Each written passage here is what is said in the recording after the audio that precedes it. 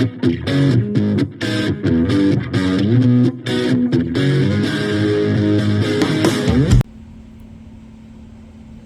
you play this game long enough, you have a really bad habit of having a bunch of fucking cards on hand and a host of different planned things that you want to build, make, or deal with.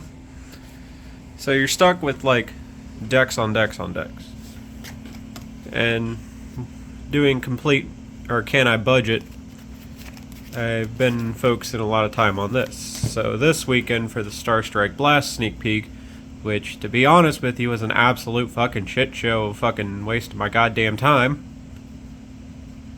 I decided to do the conundrum of, I laid 2 decks out before my first round opponent, and was like, alright, pick one. So they pick this. So this is what I played this weekend. If you see the title of this video, you already know what it is. But if you didn't pay that much attention, you just clicked on the thumbnail, well... What's good, YouTube? It's your boy Matt of Piggin Matt here. So I went to the the fucking shitty Blackwing set sneak peek this past weekend and let my opponent pick, and he decided to let me randomly play Scareclaw. Yes, Scareclaw. We're not talking about Tri-Brigade Scareclaw. We're talking about legit, wholesale, exactly as Konami wanted you to play this deck, Scareclaw. Why do I have this deck? Well, it's actually really fun. Kind of reminds me of Crusadia in that it just makes a big Link Boy that kind of is just meant to kill the opponent.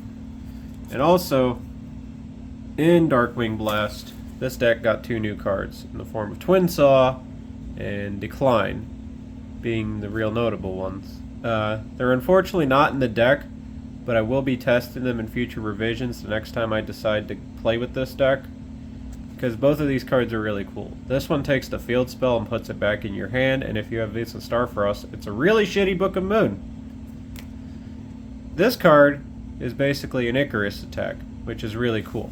So, probably in the future, the next time I decide to play this deck, I'll definitely be using these cards. Overall, it's a really solid rogue option if you just kind of want to have some fun and do some shenanigans. But I will tell you that a lot of the games I did lose this past weekend were more so to me just not utilizing my resources completely, or just making not super optimal plays. And also, I'm sure this build could use some improvements in the future, but we'll get to that later. For now, here is my pure Scareclaw deck profile. Start out, you kind of max out on all of your Scareclaw names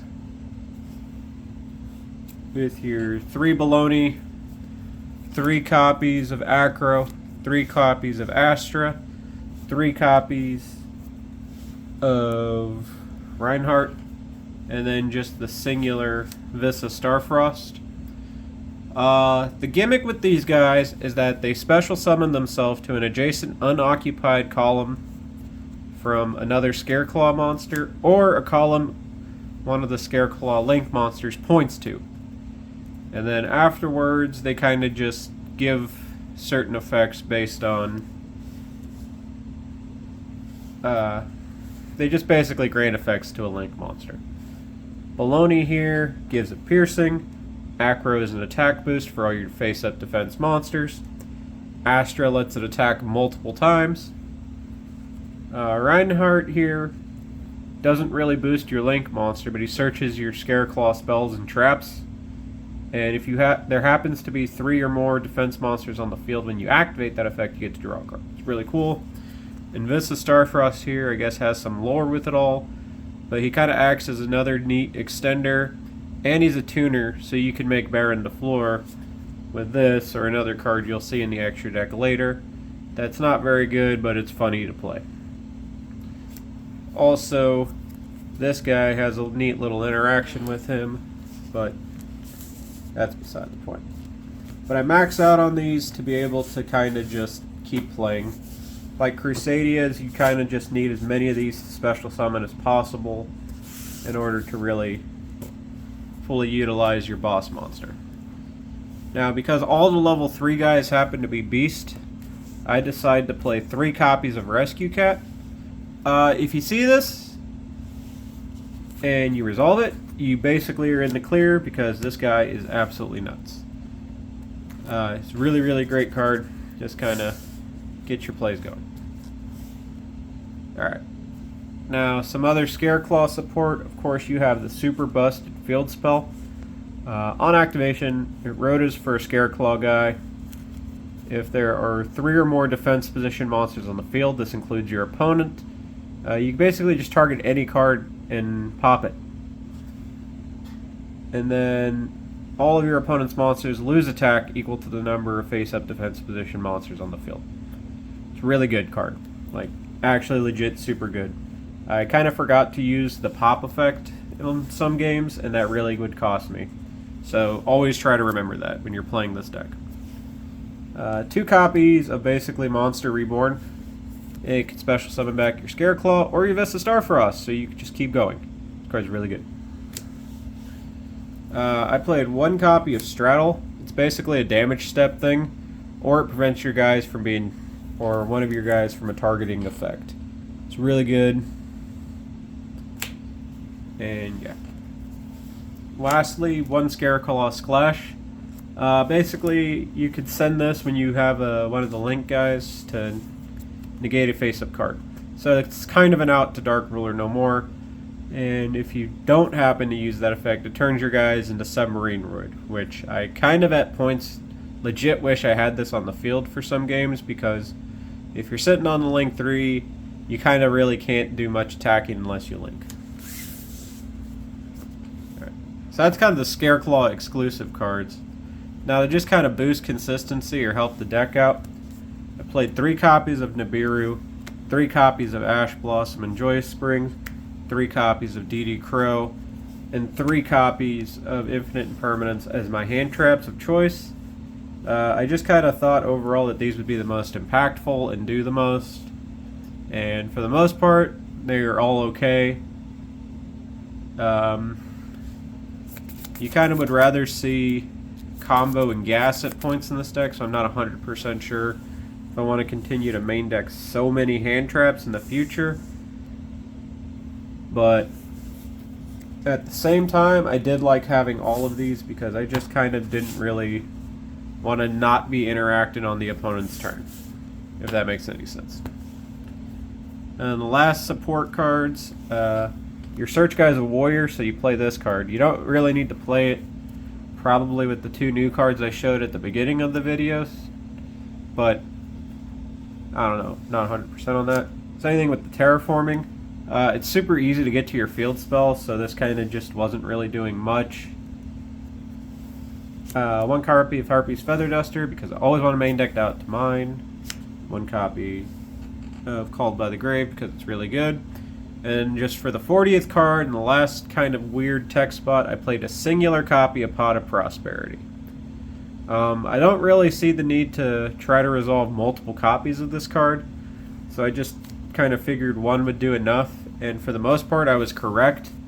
If I used it, it was either just to kind of maybe dig for the Slash if I couldn't search it in the combos, or sometimes just to dig for a Rescue Cat as a starter. Overall, this card was real good, and I think a singular copy, actually, surprisingly enough, was enough. So there's a 40 card main deck. Now onto the extra deck. You max out on this little bastard, and you max out on this big bastard. 1, because you're playing the Prosperity, and you can afford to kind of banish 1 if you need to. And 2, because this guy's insane. You literally just turn 1 Scareclaw into this, you search the field spell, and you just keep going. And if you happen to have Vista Starfrost on the field, while this guy's in your graveyard once per duel, he could just special summon himself out. This card's dope. Definitely need to be conscientious of this card and max out on it. This guy is a bad motherfucker. He's huge. He's a dark, so you can Eradicator him if you side deck that. And he's basically a Baguska that is unaffected by activated effects of face-up defense position monsters. It's super dope. And then on top of that, you get a guy from your graveyard, which gives you more fuel to basically have your little guys make it where he will just OTK the shit out of them. So yeah, max out on this card too. because it's kind of your towers for this deck. And these are the main important cards that you ever make. Just about everything else you're going to see is usually a prosperity target, with the exception being, you know, everybody get on the floor, everybody burn the floor. Because if you can just draw the absolute stones, you can use this before your 5th summon to nib-proof your whole deck. And yeah, this card's super solid. Alright, so for the rest of the extra deck, just to kind of round it all out. 1 Almirage, 1 Phoenix, 1 Unicorn. I usually try to keep one of these 2 in, just as a utility card. A singular copy of Access Code. Because you play Beast Warriors and Wing Beast, I figured I'd do the 1 Ominous Omen, and to be real honest with you, I just prosperityed it away all day. But I did summon this in one game, because this was funny. So yeah. And then randomly I threw in 1 singular copy of the Phantom Knight's Breaksword. Like I mentioned earlier, you play a lot of level 3 monsters. So I just wanted 1 random rank 3 Exceed, and I thought this would be a good one, but I just prosperityed it all day. And the last card is 1 singular copy, Virtual World QB Shenshin.